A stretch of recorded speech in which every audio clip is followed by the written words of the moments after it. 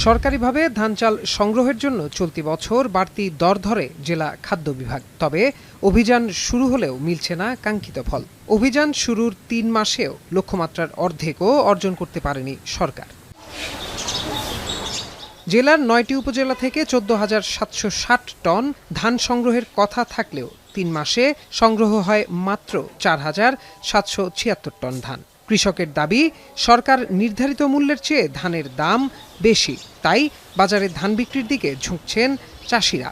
ধান তুললে পরে আমরা ধান থইবার জায়গা নাই, আমরা মূল্য ধান বেতন লাগে, সরকার এই সময় নেয় না। ফলানোর পরে মনে করেন আমরা যখন বিক্রি করার জন্য নিয়ে যাই, নেওয়ার পরে সরকারি গোডাউন, তখন তারা আমরা দামটা রিসিভ করে না, আমরা ধান শুকানো হয় না। এই সময় যদি পাইকাররা ধান টানে আমরা কাছ থেকে, আমরা উপযুক্ত মূল্য পাই না, আমরা ব্যর্থ হইয়ে যে খরচ করি কৃষির তোলে, কৃষকের তোলে, কৃষির তোলে, এই কৃষির মূল্যটা আমরা তুলতে পারতেছি না।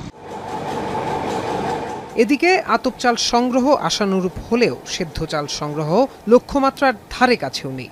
যখন থেকে ধান সংগ্রহের দিন তারিখ ঠিক করছে, তার অনেক দিন পর থেকে আমরা ধান সংগ্রহ শুরু হয়েছে, যে কারণে আমরা উৎপাদন থাকা সত্ত্বেও মাল দিতে পারছি না। এখানে গুদাম অত্যন্ত জরুরি, যদি গুদামের সুব্যবস্থা থাকে তাহলে সরকার হয়তো আরও আগের থেকে ধান কিনতে পারবো। খাদ্য কর্মকর্তারা বলছেন, নির্ধারিত সময়ের মধ্যেই ধানের লক্ষ্যমাত্রা পূরণ হবে। আর কোনো কৃষক চাল না দিলে চুক্তি বাতিল সহ আইনানুযায়ী ব্যবস্থা নেওয়ার হুঁশিয়ারিও দেন তিনি। আমাদের সাথে চুক্তিবদ্ধ হয়েছেন 56টি মিল, এর মধ্যে 15টি হলো সম্পূর্ণ অটো রাইস মিল আর সেমি অটো রাইস মিল 41টি। চুক্তিবদ্ধ চাল যদি দিতে না পারেন, ওনাদের চুক্তি বাতিল সহ ওনাদের জামানত হবে, বাজেয়াপ্ত হবে। গত ৩ এপ্রিল থেকে হবিগঞ্জে সরকারিভাবে বোরো ধান চাল সংগ্রহ শুরু করে সরকার। এবছর ১,২৮০ টাকা মন ধান, ৪৫ টাকা কেজি দরে সেদ্ধ চাল এবং ৪৪ টাকা কেজিতে আতপ চাল সংগ্রহ করছে খাদ্য বিভাগ।